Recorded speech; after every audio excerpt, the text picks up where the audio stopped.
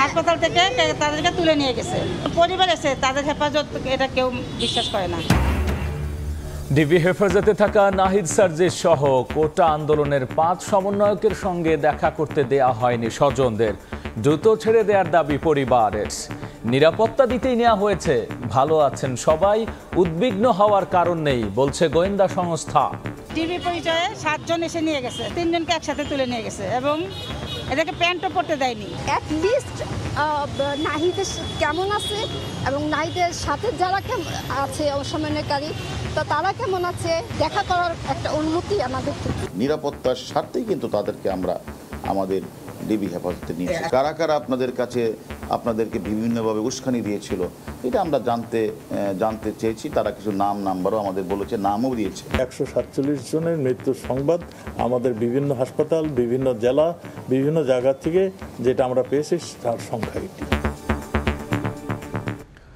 দেখছিলেন প্রধান শিরোনাম। রাতের সময় সঙ্গে আছি আমি গোলাম রাব্বি। এবার অন্যান্য শীর্ষ সংবাদ। রংপুরে সাইদ সহ সহিংসতা নিহত 34 জনের পরিবারকে আর্থিক সহায়তা দিলেন প্রধানমন্ত্রী। বললেন, মানুষের নিরাপত্তার জন্যই সংঘাতে জড়িতদের করতে হবে বিচার।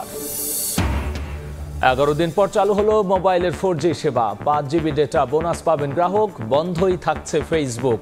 গুজবের তথ্য না সরানোয় প্রতিনিধিকে তলব। মেট্রো রেল দ্রুত চালু করতে কাজ করছেন স্বয়ং প্রধানমন্ত্রী। নাশকতায় ক্ষতিগ্রস্ত স্টেশন মেরামত করতে জাপান থেকে আসবে টেকনিক্যাল টিম, জানালেন সালমান এফ রহমান।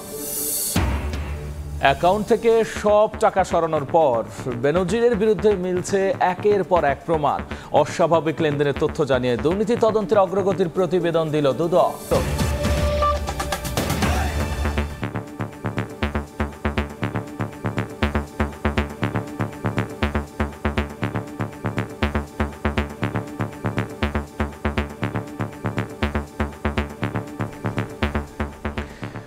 নাহিদ সার্জিস সহ কোটা আন্দোলনের 5 সমন্বয়ক ডিবি হেফাজতে, তাদের সঙ্গে দেখা করতে দেওয়া হয়নি বলে জানিয়েছেন পরিবারের সদস্যরা। বিকেলে রাজধানীর মিন্টো রোডে ডিবি কার্যালয়ে যান তারা। এ সময় সমন্বয়কদের দ্রুত ছেড়ে দেওয়ার দাবি জানান স্বজনরা। তবে ডিএমপির অতিরিক্ত কমিশনার হারুন রশিদ বলেছেন, হেফাজতে নেওয়া সবাই ভালো আছেন, পরিবারের উদ্বিগ্ন হওয়ার কারণ নেই বলেও জানিয়েছেন তিনি। এদিকে সব কর্মসূচি প্রত্যাহারের ঘোষণা দিয়েছেন বৈষম্য বিরোধী ছাত্র আন্দোলনের সমন্বয়করা। সাম্প্রতিক সময়ে দেশ জুড়ে ঘটে যাওয়া সহিংস পরিস্থিতি নিয়ন্ত্রণে আসলেও নিরাপত্তাহীনতার কারণে বৈষম্য বিরোধী ছাত্র আন্দোলনের 3 সমন্বয়ক নাহিদ ইসলাম, আসিফ মাহমুদ ও আবু বাকের মজুমদারকে শুক্রবার নেওয়া হয় ডিবি হেফাজতে। শনিবার আরও 2 সমন্বয়কারী সার্জিস আলম ও হাসনাত আবদুল্লাহকেও একই কারণে হেফাজতে নেয় ঢাকা মহানগর গোয়েন্দা পুলিশ। ওই দিন রাতেই স্বরাষ্ট্রমন্ত্রীও নিশ্চিত করেন তাদের নিরাপত্তার বিষয়টি। রোববার তাদের সাথে দেখা করতে বিকেলে ডিবি কার্যালয়ের পাশের রাস্তায় জড়ো হন শিক্ষার্থীদের অভিভাবকরা। বেশ কিছুক্ষণ অবস্থানের পরও ডিবি কার্যালয়ে শিক্ষার্থীদের সাথে দেখা করতে না পেরে কথা হয় সাংবাদিকদের সাথে।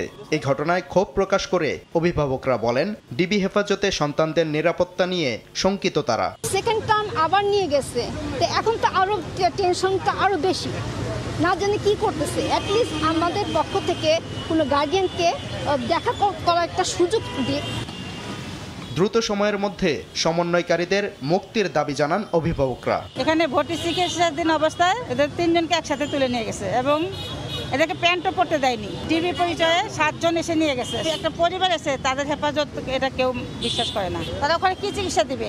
এটা তো হাসপাতাল না। চিকিৎসাধীন অবস্থা থেকে তো উঠাই নিয়ে আসে, এটাকে নিরাপত্তা বলে? তবে নিরাপত্তা দিতেই নেওয়া হয়েছে জানিয়ে মহানগর গোয়েন্দা পুলিশের অতিরিক্ত কমিশনার হারুনুর রশিদ বলেন, আন্দোলনের সমন্বয়করা ভালো আছেন, পরিবারের উদ্বিগ্ন হওয়ার কারণ নেই। আমাদের প্রধান দাবি ছিল কোটার যৌক্তিক সংস্কার, যা ইতিমধ্যে সরকার পূরণ করেছেন। এখন শিক্ষার সুষ্ঠু পরিবেশ নিশ্চিত করার লক্ষ্যে দ্রুত শিক্ষা প্রতিষ্ঠান খুলে দেওয়ার জন্য সরকারের প্রতি জোর আহ্বান জানাই। সার্বিক স্বার্থে আমরা এই মুহূর্তে থেকে আমাদের কর্মসূচি প্রত্যাহার করছি।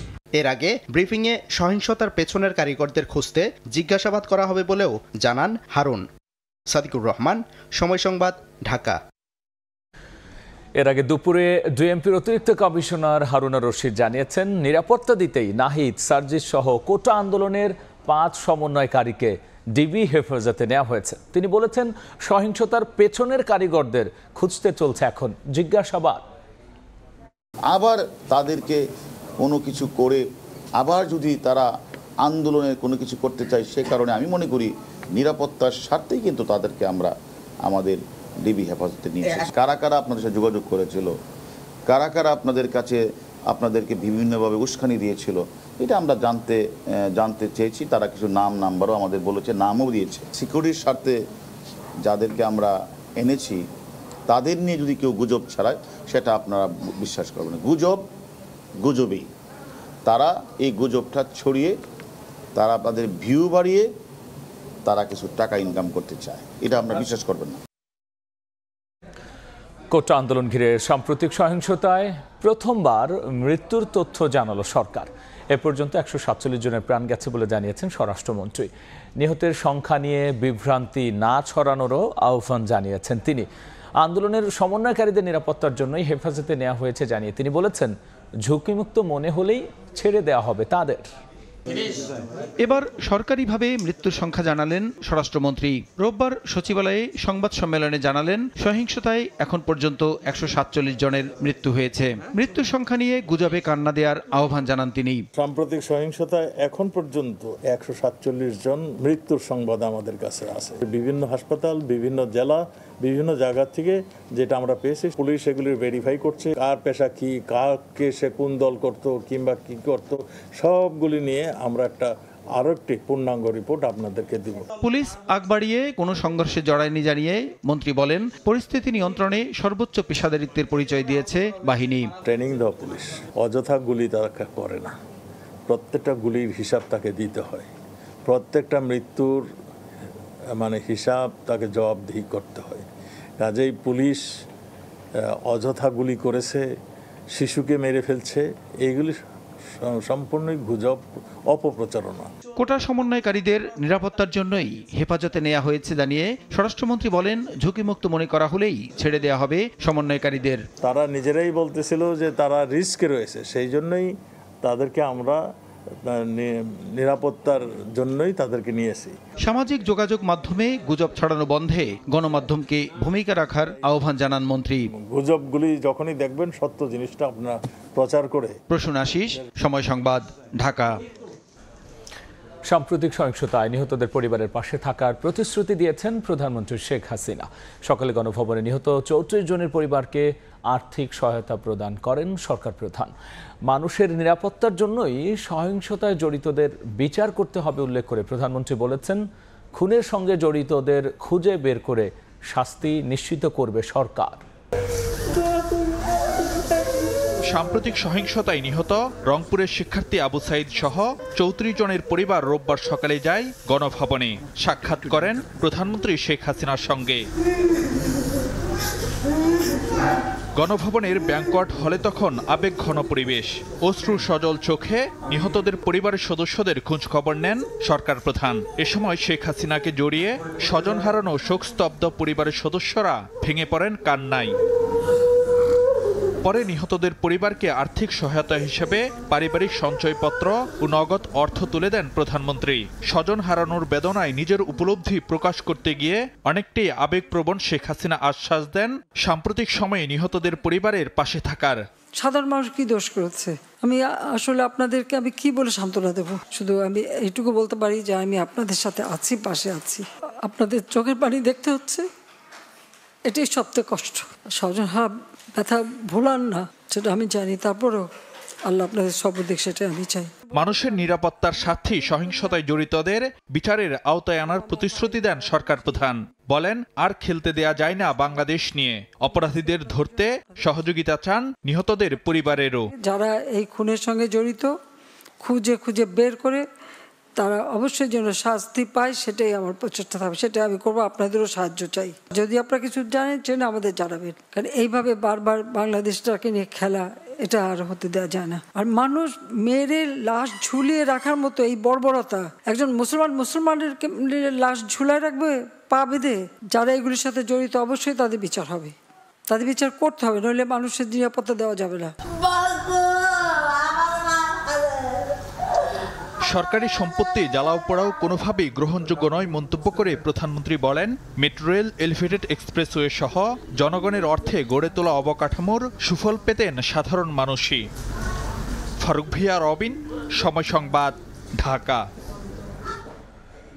এদিকে সাম্প্রতিক সহিংসতায় আহত পুলিশ সদস্যদের খোঁজ নিতে হাসপাতাল পরিদর্শন করেছেন প্রধানমন্ত্রী শেখ হাসিনা। আহতদের পরিবারকে দিয়েছেন আর্থিক সহায়তা। বিকেল 5টার দিকে সরকার প্রধান রাজারবাগে কেন্দ্রীয় পুলিশ হাসপাতালে যান। ঘুরে ঘুরে বিভিন্ন ওয়ার্ডে চিকিৎসাধীন আহত পুলিশ সদস্যদের শারীরিক অবস্থার খোঁজ নেন, শোনেন নির্যাতনের বর্ণনাও। পরে সংঘর্ষে আহতদের দেখতে প্রধানমন্ত্রী যান বঙ্গবন্ধু শেখ মুজিব মেডিকেল বিশ্ববিদ্যালয়। সাম্প্রতিক সহিংসতায় আহতদের দেখতে গত 3 দিন রাজধানীর বিভিন্ন হাসপাতালে গেছেন সরকার প্রধান।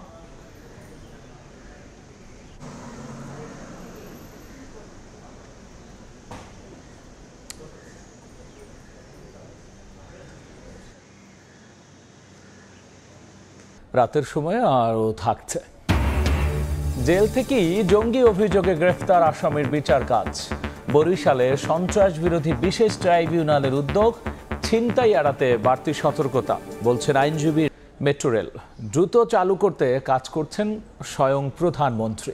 কোটা আন্দোলনের সুযোগে আগুনে পোড়ানো স্টেশন মেরামত করতে শীঘ্রই জাপান থেকে আসবে টেকনিক্যাল টিম, জানিয়েছেন প্রধানমন্ত্রীর বেসরকারি শিল্প বিনিয়োগ বিষয়ক উপদেষ্টা সালমান এফ রহমান। মিরপুর 10 ও কাজীপাড়া মেট্রো স্টেশনে চালানো হয় ব্যাপক ভাঙচুর, ভেঙে ফেলা হয় টিকিট ভেন্ডিং মেশিন, মূল স্টেশনে যাত্রী প্রবেশের পাঞ্চ মেশিন সহ সবকিছু। হামলা চালানো হয় পল্লবী ও 11 নম্বর স্টেশনেও। এরপর থেকেই বন্ধ হয়ে যায় ঢাকার মেট্রো রেল চলাচল।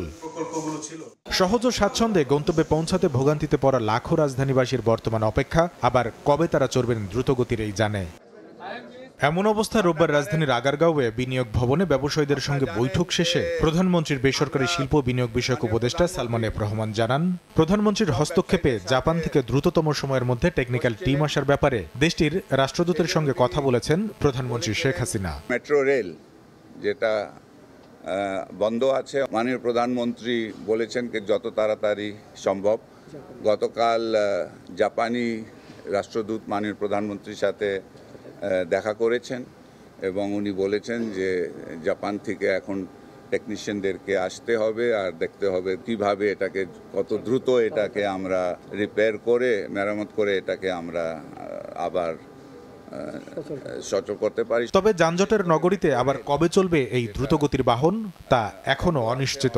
ঢাকা শহরে এটা নিয়ে সমস্যা হচ্ছে। ক্ষতিগ্রস্ত কাজীপাড়া ও মিরপুর 10 স্টেশন চালু হতে অন্তত 1 বছর লাগবে বলে গণমাধ্যমকে জানিয়েছে মেট্রো রেল পরিচালনাকারী সংস্থা Dhaka mass transit company limited.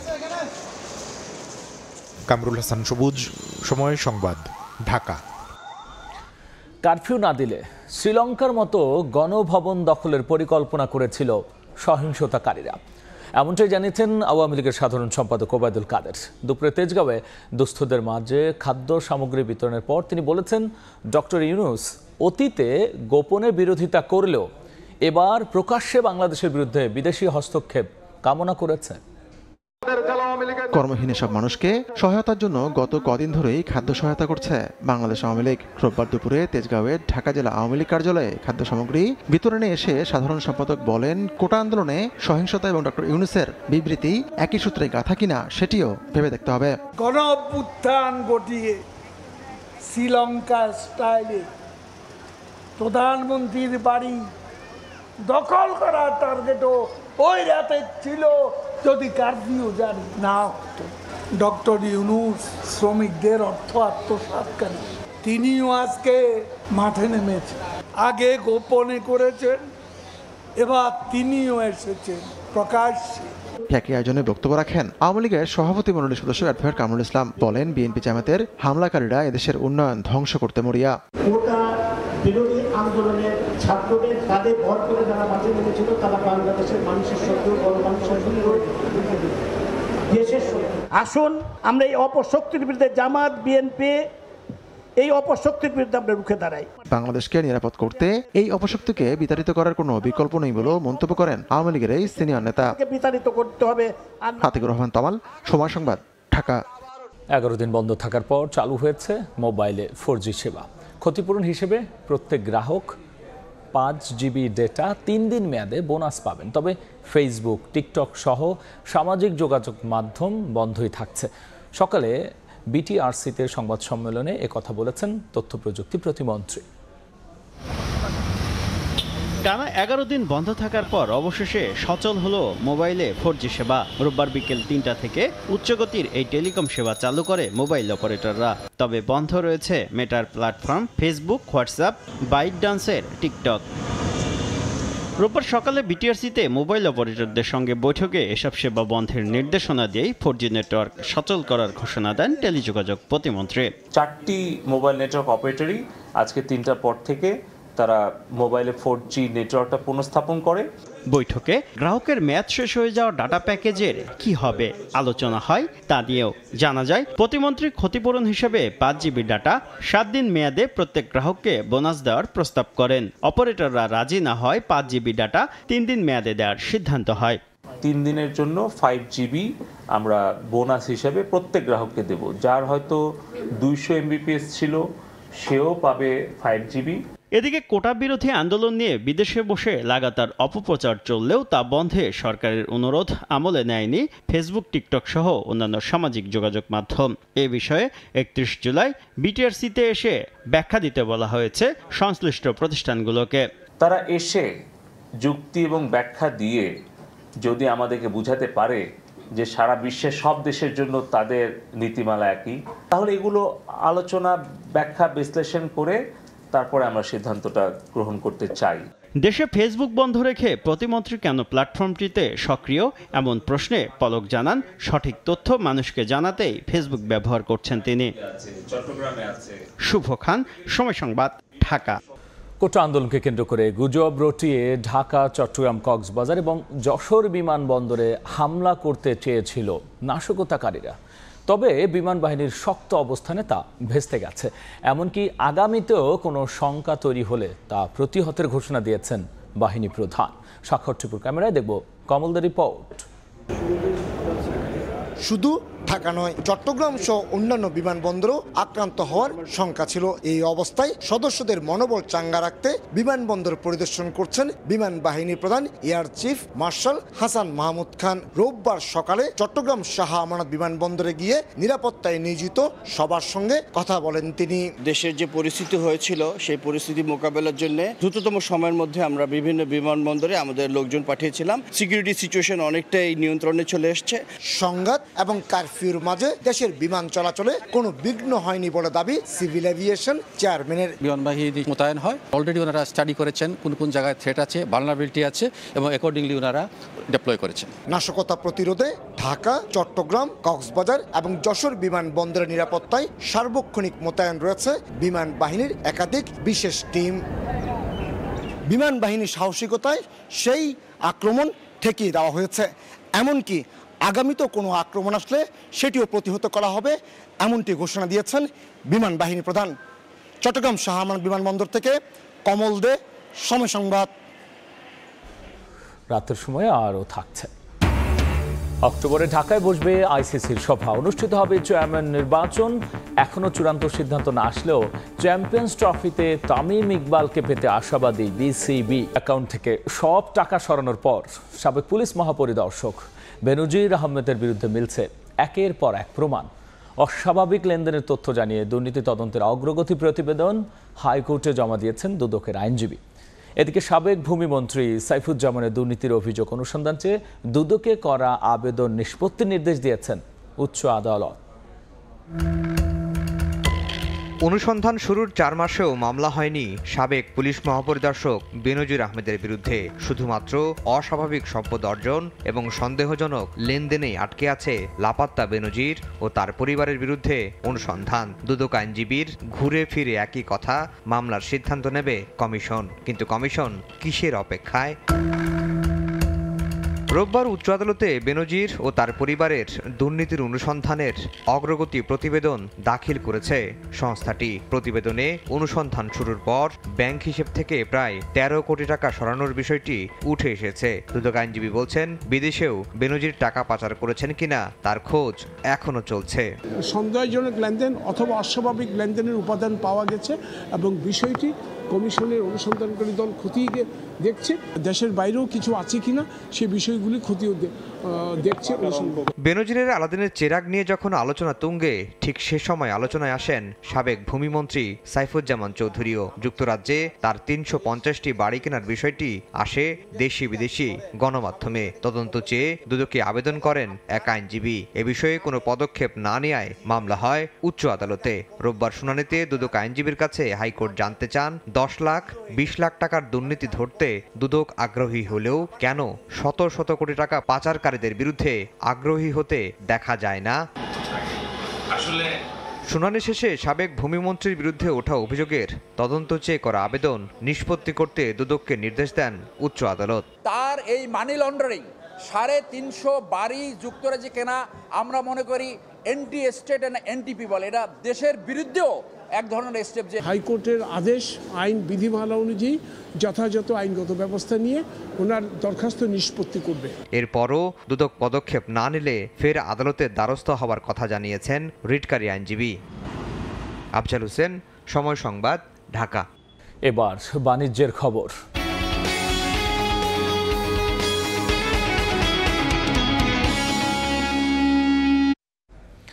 দেশে ইন্টারনেট বন্ধ থাকায় ই কমার্স খাতে ব্যবসায়ীদের দৈনিক ক্ষতি হয়েছে ১২০ কোটি টাকার। সামাজিক যোগাযোগ মাধ্যম বন্ধে বিপাকে পড়েছেন অন্তত ৫ লাখ উদ্যোক্তা। ক্ষুদ্র উদ্যোক্তার পাশে দাঁড়াতে সরকারকে পরামর্শ দিয়েছেন অর্থনীতিবিদরা। আলতাফ হোসেনের রিপোর্ট। ২ বছর ধরে এফ কমার্স মানে ফেসবুকে পেজ খুলে ব্যবসা করে আসছেন শিরিনা আক্তার। দৈনিক ৪ থেকে ৫,০০০ টাকার পোশাক বিক্রি করে যা আয় হতো তা দিয়ে মিটত সংসারের বাড়তি খরচ। কিন্তু সম্প্রতি ইন্টারনেট সেবা বন্ধ হলে বন্ধ হয়ে যায় তার আয়ের পথ। ১০ দিনে অন্তত মিনিমাম আমার ৩০টা বা ৪০টা ড্রেস চলে যেত, সেটা এখন যাচ্ছে না। ফেসবুক ছাড়া আমাদের এই ক্ষতিটা পোষানো যাবে না। শুধু ফেসবুক ব্যবহার করে পণ্যের প্রচার করা নিতাই সরকারের ই কমার্স ব্যবসায় প্রতিদিনের ১.৫ লাখ টাকার অর্ডার নেমেছে ১০ থেকে ১৫,০০০ টাকায়। তার মতোই ব্যাপক ছন্দপতন হয়েছে আলাউদ্দিনের অনলাইন ব্যবসায়। ৫ থেকে ৭টা অর্ডার আমরা প্রসেস করতে পারতেছি না। 100% সেল আমি বলতে পারি ফেসবুকে ক্ষতি হইতো, এটা এখন 95% নাই। E commerce association of Bangladesh e-CAB বলছে গত ১০ দিন ধরে ফেসবুক বন্ধ থাকায় চরম বিপাকে পড়েছেন ৫ লাখের বেশি অনলাইন ভিত্তিক উদ্যোক্তা, যেখানে ই কমার্স ব্যবসায়ীদের দৈনিক ক্ষতির পরিমাণ ঠেকেছে ১২০ কোটি টাকায়। যারা একেবারে কম পুঁজি নিয়ে শুরু করছে তারা কিছু ঝরে পড়ে যাবে, এটা যদি কন্টিনিউ করে নতুন করে এখানে আসতে চাচ্ছে তারা একটু পিছু হটবে। ক্ষতির মুখে পড়া ক্ষুদ্র উদ্যোক্তাদের ঝরে পড়া ঠেকাতে আর্থিক সুবিধা দেওয়ার পাশাপাশি সরকারকে নতুন কর্মকৌশল সাজানোর তাগিদ অর্থনীতিবিদদের। ৮-১০ দিন যদি তারা ব্যবসা করতে না পারে তাহলে সেক্ষেত্রে তারা কিন্তু আর ব্যবসা নিয়ে আর ঘুরে দাঁড়ানো তাদের জন্য অত্যন্ত কঠিন। ধীরে ধীরে ওয়েবসাইট ভিত্তিক ই কমার্স বিজনেস চালু হতে শুরু করলেও কবে নাগাদ আবার ফিরবে এফ কমার্স সে অপেক্ষায় উদ্যোক্তারা। আলতাফ হোসাইন, সময় সংবাদ, ঢাকা। ক্যামালা হ্যারিস ক্ষমতা এলে শুরু হবে তৃতীয় বিশ্বযুদ্ধ। বাড়বে মুদ্রাস্ফীতি, জ্বালানি ও গ্যাসের দাম। যুক্তরাষ্ট্রের মিনেসোটায় নির্বাচনী প্রচারণায় অংশ নিয়ে এমন অভিযোগ করেছেন রিপাবলিকান প্রেসিডেন্ট প্রার্থী ডোনাল্ড ট্রাম্প। আরও জানাচ্ছেন লস্কর আল মামুন। যুক্তরাষ্ট্রের প্রেসিডেন্ট নির্বাচনের বাকি ৩ মাসেরও বেশি সময়। এরই মধ্যে শুরু হয়ে গেছে কথার লড়াই। রাজনীতিতে বাড়ছে উত্তাপ। কে বসবে ক্ষমতার শীর্ষ আসনে? মুখোমুখি ডোনাল্ড ট্রাম্প এবং কামালা হ্যারিস। চলছে পাল্টাপাল্টি সমালোচনা। স্থানীয় সময় শনিবার যুক্তরাষ্ট্রের মিনেসোটা অঙ্গরাজ্যে নির্বাচনী প্রচারণায় অংশ নেন রিপাবলিকান নেতা ডোনাল্ড ট্রাম্প। এ সময় কামালা হ্যারিসের পাশাপাশি বাইডেন প্রশাসনের আমলে নেয়া বিভিন্ন পদক্ষেপের কঠোর সমালোচনা করেন যুক্তরাষ্ট্রের সাবেক এই প্রেসিডেন্ট। অভিযোগ করে বলেন, কামালা ক্ষমতায় গেলে শুরু হবে তৃতীয় বিশ্বযুদ্ধ। বাড়বে মুদ্রাস্ফীতি, জ্বালানি ও গ্যাসের দাম। এর আগে ট্রাম্পকে এক হাত নিয়েছেন কামালা হ্যারিসও। বলেন, সাদামাটা নির্বাচনী প্রচারণা দিয়েই ঘায়েল করতে পারবেন রিপাবলিকান প্রার্থী ডোনাল্ড ট্রাম্পকে, কাটিয়ে উঠতে পারবেন তার সমস্ত মিথ্যা। নভেম্বরের নির্বাচনে ডেমোক্র্যাটরা অপেক্ষাকৃত দুর্বল বলে জানান কামালা হ্যারিস। তবে জনগণই এই প্রচারের শক্তি। তিনি আরও বলেন, দ্বিতীয় দফায় ক্ষমতায় গেলে নিজের কার্যসিদ্ধি করবেন ট্রাম্প। ধ্বংস হয়ে যাবে শিক্ষা ব্যবস্থা। তবে জর্জিয়ার তরুণ ভোটাররা নির্বাচনে অংশ নিয়ে তার এসব অসৎ উদ্দেশ্য রুখতে পারেন বলেও জানান তিনি। ক্ষণে ক্ষণে রং বদলাচ্ছে মার্কিন যুক্তরাষ্ট্রের এবারের প্রেসিডেন্ট নির্বাচন থেকে সরে গিয়ে president Joe Biden vice president Kamala হ্যারিসের নাম প্রস্তাব করলে ঘুরে দাঁড়াতে শুরু করে ক্ষমতাসীন ডেমোক্রেটিক পার্টি। এরই মধ্যে বিরোধী দল রিপাবলিকান দলের ডোনাল্ড ট্রাম্পকে পেছনে ফেলে সামনে এগিয়ে চলছেন vice president Kamala Harris. Laskar Al Mamun, Somoy Sangbad, যুক্তরাষ্ট্র। আসুন চ্যাম্পিয়ন্স ট্রফিতে তামিম ইকবালকে পাওয়া যাবে কিনা এখনও সিদ্ধান্ত নেয়নি বোর্ড। তবে আলোচনা করে বাঁহাতি এই ওপেনারকে দলে পাওয়ার ব্যাপারে আশাবাদী বিসিবি, জানিয়েছেন সভাপতি নাজমুল হাসান পাপন। বাংলাদেশের ক্রিকেটে মেগা সিরিয়াল সাবেক অধিনায়ক তামিম ইকবালের জাতীয় দলে খেলা না খেলার বিষয়টি অভিমান করে আন্তর্জাতিক ক্রিকেট থেকে অবসর ঘোষণার পর প্রধানমন্ত্রীর হস্তক্ষেপে জাতীয় দলে ফিরলেও নানা নাটকীয়তার পর গেল ওয়ানডে বিশ্বকাপে খেলা হয়নি তার। আন্তর্জাতিক ক্রিকেট নিয়ে কি ভাবছেন কিংবা আগামী বছর চ্যাম্পিয়ন্স ট্রফিতে তিনি খেলবেন কিনা বিষয়গুলো নিয়ে বোর্ড সভাপতির সঙ্গে বৈঠক করার কথা থাকলেও নানা কারণে হয়নি সেই বৈঠকও। আমার যে যোগাযোগ হয় না তা না, কিন্তু এই ব্যাপারটা নিয়ে ও আমার কাছে বলেছে আমার সাথে বসবে, দুবার বসার কথা ছিল। এইটুক সময় তো আমার মনে হয় ওয়েট করতেই পারি।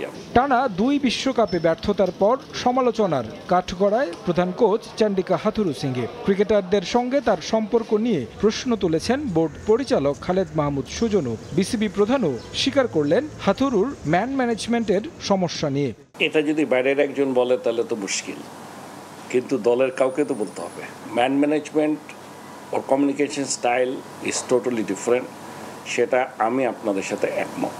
এবছরই শেষ হচ্ছে ক্রিকেটের নিয়ন্ত্রক সংস্থার বর্তমান কমিটির মেয়াদ। নতুন কমিটিও গঠন হবে এবছরের অক্টোবরে। আসন্ন আইসিসির নতুন চেয়ারম্যান নির্বাচনী সভা আয়োজনের ভার পড়েছে বাংলাদেশের উপর। নেক্সট বোর্ড মিটিং সেটা ঢাকায় হবে, নিশ্চিত করা হয়েছে। নির্বাচন হওয়ার সম্ভাবনা এটাই বেশি, কারণ সেটাই হবে বর্তমান যিনি চেয়ারম্যান আছেন তার last board meeting. Tarek Hasan Shimul, Somoy Sangbad, Dhaka. এ পর্যায়ে শীর্ষ সংবাদ জানিয়ে দিচ্ছি আরও একবার।